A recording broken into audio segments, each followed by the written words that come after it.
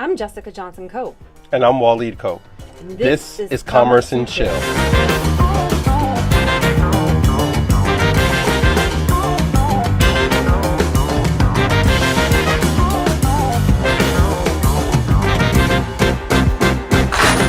And we're back. Welcome back to the latest episode of Commerce and Chill. I'm Jessica Johnson Cope. And I'm Waleed Cope. Welcome back. Good to be here again. Good to be here again. I'm so excited because this is the time of year where we go out and talk to young people about internships and entrepreneurship. Oh boy. What's the oh boy? Because it's that time of the year. Internships. They can go 50-50 on the internships. Sometimes you get somebody who's a winner. Sometimes you get somebody who's just like, they're here for a check. So what can we do as employers, as entrepreneurs, as people in the community to make sure that we tip the hand more in our favor, that we get a good intern? Make sure we work with a program where we get to vet them first versus they just send someone and we be like, we don't get to choose. Like, oh, that's it? Okay. Sounds like you have something in mind.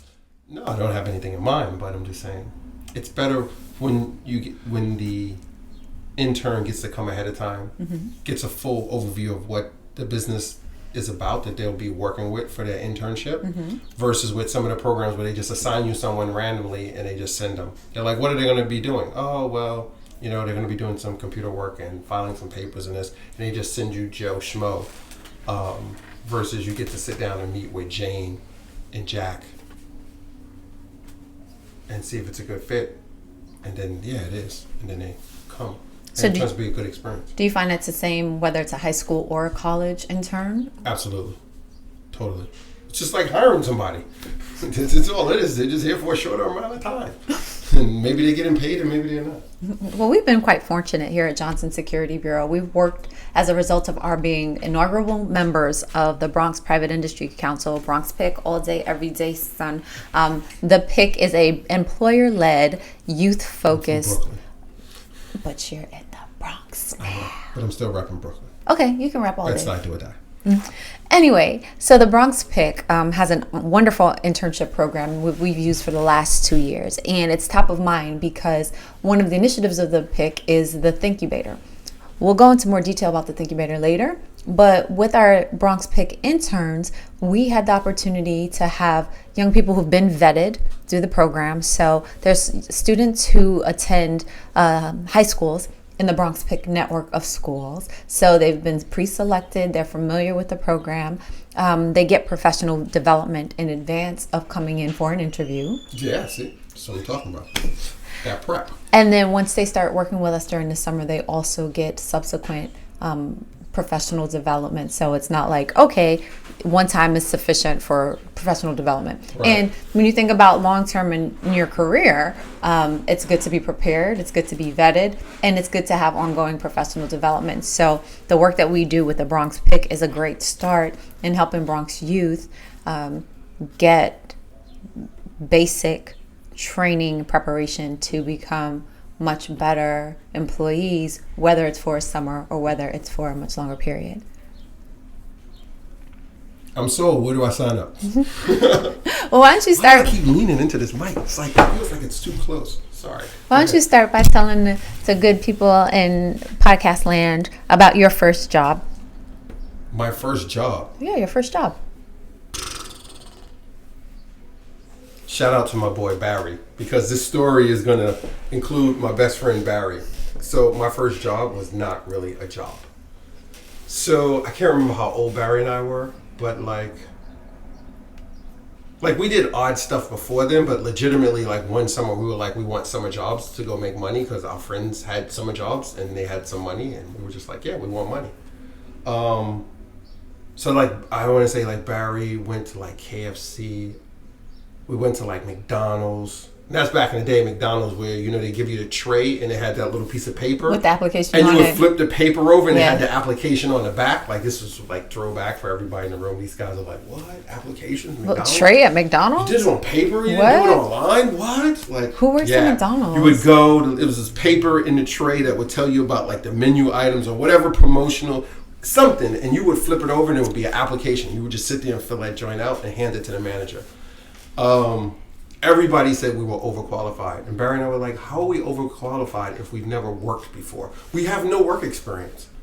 So that just put a total damper on us getting a job for the summer.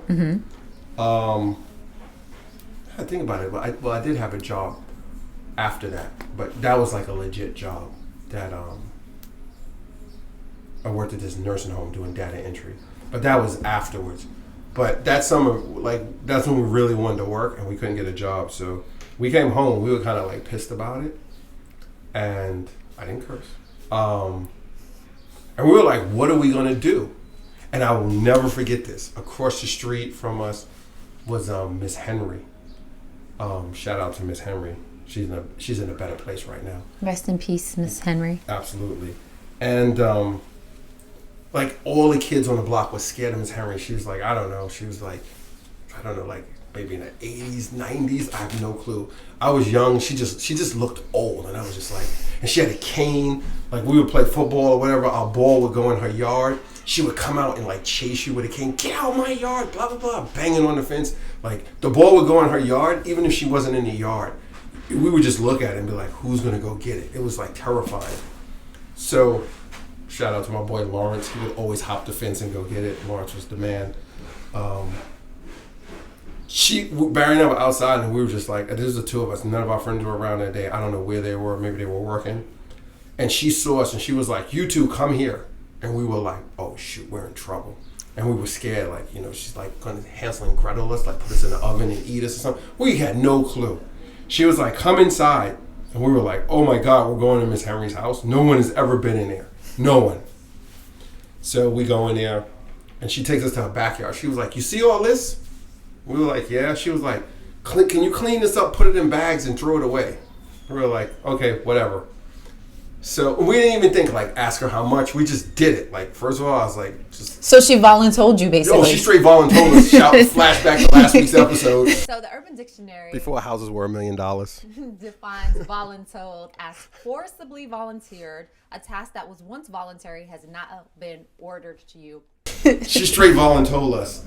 And we did it. And, like, you know, we were young, like, you know, respect your elders, that whole type of thing, even though we were, like, scared. And it wasn't even a lot of stuff. Like, we put some leaves in a bag. Like, I think we cut some bushes. I don't know. What happened to your face? I'm sorry. It just went dark in the other room. Oh. We're saving electricity around here. We're shutting stuff down. So we threw everything in the bags. We bounced. We get out front, and she's like, okay, let me pay you. So she didn't even ask us how much. She just gave us some money, and Brian and I went across the street. And like, honestly, I can't remember how much she paid us. But whatever it was some obscene amount of money for what we did. I want to say, like, for some reason, I want to say she gave us $50. And we were just like, $50? Like, we were just like, holy smokes, like, this is awesome. Like, we just did work for, like, I don't know, 30, 40 minutes, and we got $50. When at the McDonald's and all that, it was like, I don't know, minimum wage, whatever it was, an hour back then, I don't know, $9, $10. I don't know. It probably was low as $7 maybe. Yeah, $5 maybe. No, I ain't that old. It wasn't no $5. I have to look it up. I don't remember when it was. But it was like whatever. The national minimum wage is like $9. Was it 2012? That was $7.25. Yeah. So. In 2012, it was $7.25. What's the? Or is it New York State and New York City went this whole thing with this whole new minimum wage, whatever. Yeah, but whatever it was, we were just like, we were going to get paid whatever per hour working at McDonald's or wherever we had a job. And she just gave us like $50 for like 45 minutes worth of work. We were like, this is awesome. We were like, I guess this is what it's like to be an entrepreneur, right? So then clearly we still didn't have a job. So we were like, can we do this again? Like, we were like, she's not going to need a yard cleaned again anytime soon. How do we replicate this? So we said something to my mother, and then next thing you know, we drew out this, like, she drew it out on a piece of paper. Actually, I got to go home and look for it. I still got it. She drew this ad on a piece of letter-sized paper, and it was like 2 stick figures in a car, and they had some words on the top that was like, we'll clean your yard or something. And then Barry and I were just like, yeah, okay, whatever. She ran it in the local newspaper, And then the people just started calling the house. And they were like, yeah, I see this thing in the newspaper, you clean out backyards, come give me a quote. So then she would drive us over to the people's house. We would walk inside. We would look around. They'd be like, yeah, we want this, cut this, and do that. Barry and I looked at each other and be like, I'd be like, how much money you want to make? And he'd be like, how much money you want to make? And then we would go back to the owner and be like, okay, $70. And they would be like, deal! Because we so underbid the job. And then we would do it. And then, like, we learned a lot of lessons. Like, sometimes we got the job done really fast. And sometimes we were like, this is taking too long. And that was our first job. And then we got a loan from my mother. Because somebody was like, can you cut my grass? Can you do my hedges? And we were out there with like a broom, a dustpan, and some scissors from your house. And we were like, the grass. Shout out to the old school scissors that you get cut just picking them up, not like what you get today. The metal joints, the big long ones. You know how the grass in the cement meat? We would like be on the ground with the scissors like a barber trimming the line so it'd be straight. And Barry was mad nice. He was like mad precision. He would be lining it up. Like I'd be scooping stuff up. Then we were like, we got a loan from her. And we went to the local hardware store in the neighborhood and we brought like a weed whacker and like a lawnmower. We just bought some basic stuff. Did you pay back the loan yet? Yeah, I don't think we ever paid my mom's back. Now I think about it. I don't know. I think we might Sorry, have. Mrs. Cope. Yeah, we might have. I can't remember. But I think we did. Like, I think she loaned us, like, we went in the store, it was like $150 or something. We didn't buy a whole lot of stuff. We just bought some, like a rake, a broom, some basic stuff. And then we got it, and then the phone just kept ringing. Like, and we were going and do jobs. And like, it kind of grew from there. And like, I guess that was our first job. And we always talked about being entrepreneurs. We were like, yeah, we're going to be like, we're going to have an office, and we're going to sit around and wear suits. All the time, we had no clue to what it's really like. Like, rolling your sleeves up, getting your hands dirty, blah, blah, blah. We just like, you see it on TV, like, I'm going to be an entrepreneur. I'm going to have an office. I'm going to have a secretary. Hey, Brenda, tell them I'll call them back. I'm out to lunch. Like, stuff like that. Yeah, so I guess that was our first job. That story gets really crazy. Like, we'll have to do another episode on that because we learned about employees and some other stuff then, too. That's a whole nother thing I can't, like. You learned about the union? No, there was no union back then. I mean, there was union back then, but not for us because we were kids. But, like, there were some jobs we had, and then we got other people involved, some of our friends, people from the neighborhood. It turned into, like, this real, like, it was kind of gangster. So the question is, how important is it to expose young people to entrepreneurship? It's a double-edged sword because you expose them to it, and I would say it's good to listen. Entrepreneurship is like anything else with a young people, a child, or a young adult, anybody. People should have multiple experiences, but they shouldn't be exposed to it where you're saying, because mommy and daddy are entrepreneurs, you need to be an entrepreneur. Zero. Like, our children could go say, hey, I want to work at like Greenpeace or something and make art using like salad dressing. If that makes you happy and you can pay your bills with it, like, I'm supporting you 100%. I'm not going to say you need to do what mommy and daddy did, because to do what we do or to be an entrepreneur, anybody does, it's got to be in your blood. Like, it's in your DNA. Like, well, you really have to be hard-coded. Somebody's running an old school pencil sharpening here. I don't know if it's picked up on the audio, but flashback to the pencil sharpening. I love using pencils. And anything happens when you film live in this place, you never know. Somebody might come running down the hallway next. But I think they should be exposed to it, along with being exposed to a variety of other things. Should they be exposed to it where they have the feeling like they have to do it? No. But I think it's important that they get exposed to it. And not only exposed to it just to say, are you going to take over the family business? It's like, we're fortunate. We're third generation here. We're second generation over at the soapbox. So we're fortunate. That's not a normal trend. Right. But at the same time, being exposed to it, young people can learn a lot of skills and a lot of experiences. So they could easily learn about writing checks or, debits and credits. Who writes checks now except for Michael Eric Dyson? I mean, yeah, true. Shout out to when he was, what was it? National Cares Movement Gala. Yeah, he was the totally MC. off the chain there. Yeah. But like, you write payroll checks. Like, we write payroll checks every week. So, I mean, they might not be physically handwriting a personal check because everything is electronic. And listen, we don't write as many checks as we used to, even for payroll. There's some people who direct deposit, and then we have some team members who are not. Mm-hmm. It depends, and but it's stuff they can learn. They can learn about the finances, debits and credits. They get to learn about, if your business has inventory, cost of goods sold, like the importance of all these different things, balancing the assets, and you get to learn about marketing, like putting your stick figure ads in a newspaper. Like that newspaper ad made us quite a bit of money, like, and she only ran it once, so like she ran it. Did you pay her for the ad? Nah, like she had a hookup with another hookup, and we got the ad like for free. So yeah, we probably ended up paying for the ad, but we ended up bartering. We did some work for them, which paid for the ad later on. Now that I think about it, so yeah, I think it's good they get exposed to it, but not exposed where they need to do it. Got it. So one of the things I've noticed is a lot of young people, when it comes to summer internships and summer jobs, wait until the very last minute. So they start looking for their internships in June. Bad move. No. I say January, February, that's the best time to start. Yep. In some cases, maybe even December. And if you're going the internship route and you're not quite sure what to do, start with your parents. You can ask your parents about people they work with, the place where they work, and see if there are internship opportunities for students. And then if you can't find anything there, you can ask your friends where they're working. But the only thing about trying to get a job where your friends work is sometimes people mistake that too much for play and try to have too much fun, mm-hmm. and end up not getting the best work experience because they're hanging out with their absolutely crew. Yeah.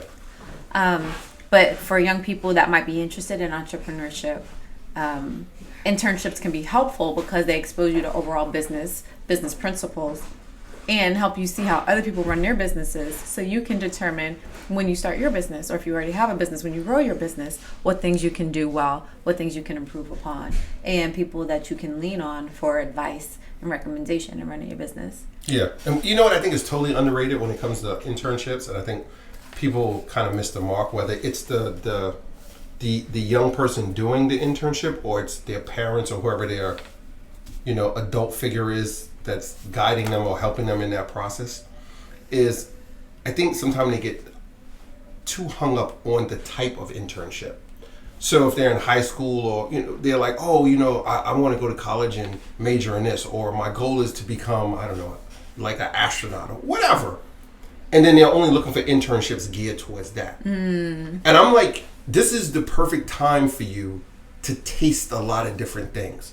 Like, you're 17, you're 16, you're 15, whatever age. Like, develop your palate then, instead of just, I'm constantly eating at the sushi bar. Sushi King. Right, shout out to Ordonez, Mr. Sushi King, goes to the all you can eat sushi all the time. Right? That now is the time to develop your palate and say, let me taste a little bit of this in finance, or let me taste a little bit of this in art. Let me taste a little bit of this in a non-for-profit. Like, go do all these different internships. So then when it's done, like, you made some bread. Like, that's a good thing, especially if you're saving it for school or you're helping out at home. But you just want to buy some, new Yeezys, I don't know, or a new iPhone. But the other part of it is the experience and exposure is way more important, because now you said, I worked in arts. I worked at a law firm. I worked at the local butcher. Like, you get to try all these different things, and then it helps you think, maybe I really don't want to be an astronaut. Maybe I want to be the dude who builds the spaceships to get the astronaut to the moon or to Mars, or I don't know, Uranus, I'm sorry. Wherever you might be going. Maybe I want to be that person instead of being just the astronaut, because what I was exposed to only showed me the astronaut. Mm-hmm. But when I did this internship, I found out there was all these people behind the scenes who get the astronaut into space. And that's the stuff that really interests me, or or the person doing the internship. Real talk. My first job out of college, I had an offer to work for a high-tech company, blue chip, traded publicly on the stock market, and a couple of letters. If I said them, people will know what it was. And my first assignment was supposed to be in Omaha, Nebraska. I had never been to Nebraska. I didn't know anything about Omaha other than Omaha steak And the mail order joint where they send you the steak. Yeah, my mom used to order that all the time back in the day, right in the front. And National Geographic. What one of those shows? No, one of those. Yeah, it was like Wild America. Wild Kingdom. Was Wild that Kingdom. it? Was sponsored by, it was like Omar, and they sold insurance at the Yes. airport before you get on the plane. I was Yes. like, you buy this insurance before you get on the plane, and if you die, they get them on the plane. I was like, this is gangster. Like, It's right up there with mortgage protection, Yeah, but that's a whole nother story. yeah. And- I need to talk about Omaha something. And so Mutual Omaha. Mutual of They Omaha. were the That was sponsor. it. That was an it. insurance company. And so I almost didn't take the job because I was like, I'm too young and fly to go to Omaha. I don't know what's there. Like, I was living in Chicago. Why would I leave Chicago to go to Omaha? And my mother was like, try it. You don't know. Never know. And it's the same thing with internship experiences. And wouldn't you know, to this day, I've never been to Omaha. I took the job. I made some good money. I met some great people. Sure. I covered a lot of areas. Still never been to Nebraska. But you went to Omaha. No, I never went to Omaha. Wait, so you didn't take the job? I took the job, but I didn't have to go there. But they ended up sending you somewhere else. So I trained in Chicago. I lived in Chicago. And then I got the opportunity to relocate. And I was like, I like Indianapolis. So they moved me to Indianapolis. So again, you take the opportunity because you never know where it's going to lead. And then you make the most of it. Boom. Boom. Done. I think we're done. This podcast is done after that. No, we're not. Oh, okay. So you talk about making the most of it. We're making the most of our experience being on the board of the Bronx PIC. What has been your experience in working with the PIC folk? Well, you've been way more involved with the PIC on the back end more than I have. I've been more involved working with the interns from the PIC. And then when we participated in the is it Thinkubator? Yes. The Thinkubator, which I thought was really cool. Shout out to all the students involved in Thinkubator when JSB went through it. I think it's great overall, and we've done internships in the past, and I must give credit what credit is due to the PIC. I've seen a big difference in the level and work ethics of the interns that we got through the PIC versus that we got through some of the other organizations throughout the city, small and large. And I think a lot of it had to do with what you touched on earlier, the preparation, exposure, and then the follow through. I think that played a big role in it. Just to give some sense of context, we're from New York, and then our business, the security business, is based in the Bronx. The district where we have our business is the poorest congressional district in the United States. Say that one more time. The district where we run our business is the poorest congressional district in the United States. That's terrible. That's terrible. And we're in New York City. That's terrible. Right. The same state that has one of the highest, most wealthy congressional districts in the country. So just to paint the context for people, a lot of people are probably familiar with Park Avenue, and they think Park Avenue like really ritzy, like Monopoly, Boardwalk, Park Avenue. It's one of the most expensive properties. In real life, you go through Park Avenue to some very wealthy, top wealthiest people, probably in the United States and probably some in the world, live up on this strip. Mm-hmm. But Park Avenue runs through Manhattan, and it also runs into the Bronx. Mm-hmm. That part of Manhattan is very well-to-do, and the part that runs through the Bronx is very not so much well-to-do. Not so much well-to-do. So it's just interesting you say we're located in the poorest congressional district in the United States. Right, so people often write off people from this community because it has a bad history, because of just socioeconomic challenges, educational challenges, because we have a largely immigrant population here. Like, people don't come here to look for places to live. People don't come here to look for people to employ. So one of the reasons why we stay here is because this is my neighborhood. This is my community. This is where I went to school. It's where I grew up. My mom still lives here. And so it's important that we reinvest where we come from. Because Absolutely. If we don't do it, then the kids coming up who are us, however many decades later, won't have the role models. It's exposure and experience. We just talked about it earlier with the internship. But at the same time, we don't want Bronx youth to do well and to leave. We want them to be able to come back home and have jobs that they can afford to pay their rent and afford to buy food and afford to take care of their families. And that's one of the main reasons why the Bronx PIC was created. Yeah, some of y'all can leave if you want. because then you're just going to leave more opportunities for the rest of us. I see opportunities. I see money and opportunities, So and I manifest those opportunities and get the money. So at the Bronx Pick, we work through an organization called Here to Here. We have a dynamic executive director and Dr. Eddie Summers. We also have the support of our borough president, who is our highest ranking county official. And we also have the support of the Judy and Jamie Dimon Family Foundation. If you don't know, if you have a bank and it's Chase, that Jamie Dimon, we have their support in terms of professional and career development for the young people. And then we have a host of close to 35 Bronx-based or Bronx-related businesses that serve on the Bronx Pick. So let's hold, not to cut you off, but let's just back up for a minute, because we were just touching on, I think, like, some people are probably going to miss this. We were just talking about experiences and taking and seizing the opportunity and just being in it because you don't know where it's going to lead.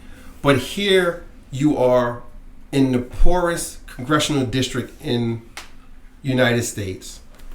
There's the Bronx Pick to get these students, young people, internships.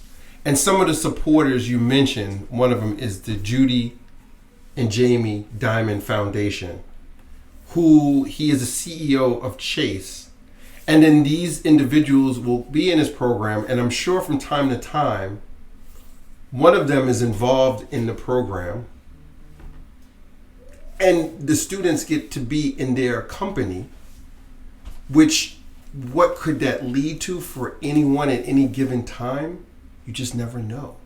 Like, yeah, I don't even. It's like you said, it's all about exposure, right? Once you show up, you don't know what's going to happen. But if you don't show up, you know what's not going to happen. Right. You showed up for Omaha and you ended up going to Indianapolis. Yeah. Like, good times. Money. Right. So money. So here's this intern who goes to the Pick.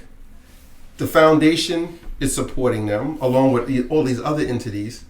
You might go and you'd be like, the internship was okay, but someone at the Pick is like, that person is a gem. Like, we should introduce them to this, or I want them to do this internship, or I want to get them exposed to this because this would put them in, a different place, a great career path, or just get them some exposure to something that they heard them express interest in, or they feel that they would be good at. Like, you just, like, that's powerful. I mean, somebody asked, what would I tell a business that's interested or might be on the fence about participating in the Bronx Pick? Number one, invest in the areas where you do business. Invest in the people where you do business. So come on, join us. If you're serious about the Bronx, come join the Bronx Pick. But we also have amazing young people with whom we're working. They have great energy. They have great ideas. And they demonstrate that through the Thinkubator. So just a quick overview. The Thinkubator is a consulting type program where the students become consultants to Bronx-based businesses, and they try to solve a business problem on behalf of the businesses. And so they look at real problems the businesses facing. Yes. Then they go back and break into their teams and attack those problems and come up with solutions to present to the business owner. Exactly. And the beautiful part about that is, we get in a rut. We think of the same things all the time. But you have these young minds that don't have these fixed mindsets when it comes to business, and don't have fixed mindsets about what the solution is. They haven't been exposed and burnt by society like we have. And they don't even know what all the constraints and the rules are. They're just like, oh, so you want me to paint this red? Okay.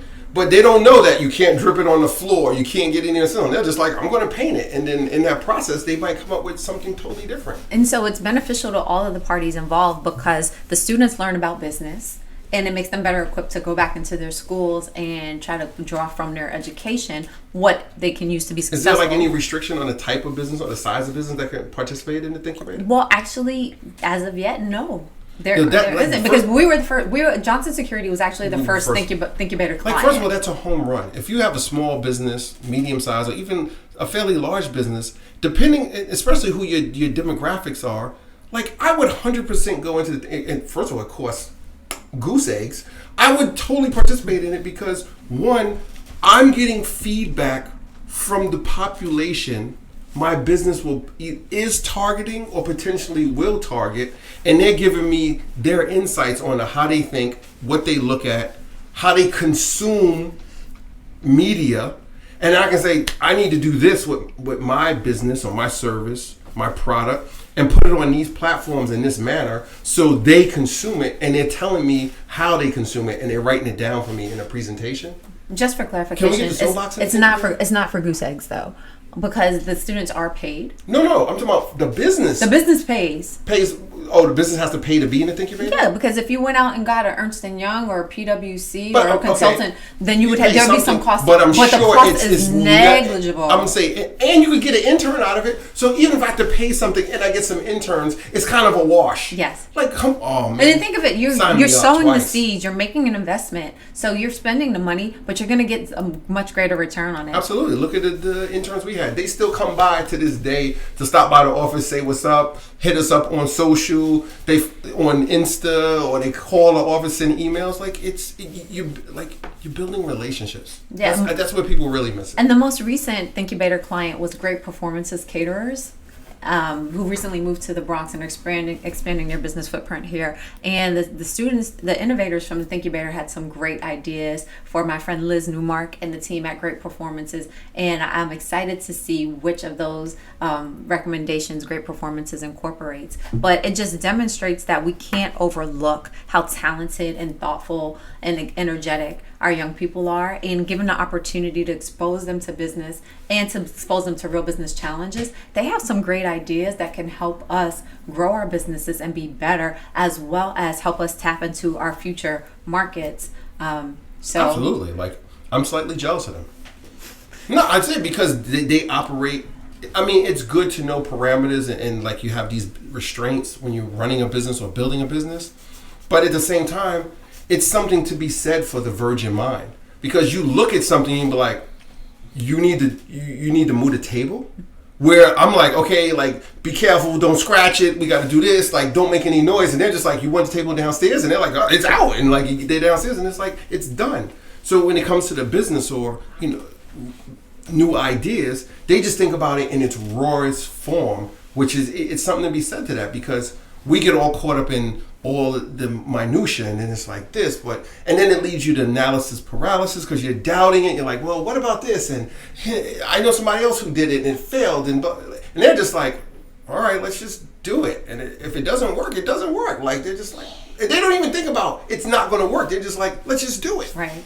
Well, unfortunately, the minutia of this podcast say that we have a time frame where we have to stop. And so we've come to the end of our podcast for today. But in closing, I want you to keep in mind that internship opportunities and entrepreneurship opportunities for young people are important. So if you either have a business or you have a job that will hire young people, we encourage you to expose our youth to job opportunities, be them on the entrepreneur side or be them in established businesses, so that they can get an idea of what they will be growing into as they go into business, either for themselves or as an employee. Partner with community organizations, especially in the communities where you live, work, and do business, to help make an impact on the future workforce, because you'll not only see how much it benefits them, but if it benefits you and your business as well. And if you're in the Bronx, New York, please, please, please feel free to holla at your girl if you want to learn about the Bronx Pick, or if you have kids, young people, youth, that you think might benefit from the program. We really encourage you to learn more, because we're making an impact and we're not going to stop until we change and are no longer the poorest congressional district in the United States. So on that note, I'm Jessica Johnson Cope. And I'm not going to close out yet, because this is really bothering me. We talking about internships, but I'm putting this on the record, and I'm sure somebody's going to blast me in the comments. I'm going to get some DMs about it. But just because he broke his camera just now and dropped something and made all that noise, it was supposed to end, doesn't mean that the podcast is going to stop right now. But just because you're doing the internship, don't get it twisted that it's all about the money. Because some people think, oh, it's an internship, and there was this big debate and ruckus about people doing internships for free versus people getting paid for it. If you're the person doing the internship, you're getting paid in cash, money, not cash, check, legal, pay taxes. You're getting paid with money, or you're getting paid with knowledge and experience. sometimes you got to know, and I'm not trying to, dictate what somebody should do when it comes to their finance, but sometimes you got to know when one is more valuable than the other. And if you have the opportunity to work with someone or to shadow someone, and it puts you in an arena where you're going to get exposed to a whole lot of things that you won't get exposed to on some regular 9 to 5, like I don't know, you just DM somebody or you private message somebody on LinkedIn, and you're like, listen, I will do whatever it takes to be your intern for the whole summer. I'll get coffee. I'll go get snacks for the team. I'll hail your cab for you. I just want to be around you to understand how you run your business and what you do and how you got from this point in your life to where you are now. To me, that is way more valuable than getting a check for that 2-month or whatever the summer internship time frame is. So I'm just gonna leave it at that and say, know what your priorities are and know what's more valuable to you. Remember, short-term satisfaction leads to long-term disappointment. So you took the job to make the money real fast so you could buy whatever new stuff you want to do for the summer or back to school when you really didn't need it, when you could have took this other work experience where you kind of worked for free or for way less money, but who and what you would have been exposed to will be way more valuable to you in the long term than you getting that job, that internship that pays you more money, and it's only valuable to you for those 2 months because you were able to buy some new PS game or some new Xbox or some fresh Yeezys, whatever. And I'm Waleed Cope, and that's Commerce and Chill. Leave us some comments, like, subscribe, tell your peoples, come back. We hope to see you soon. Thanks.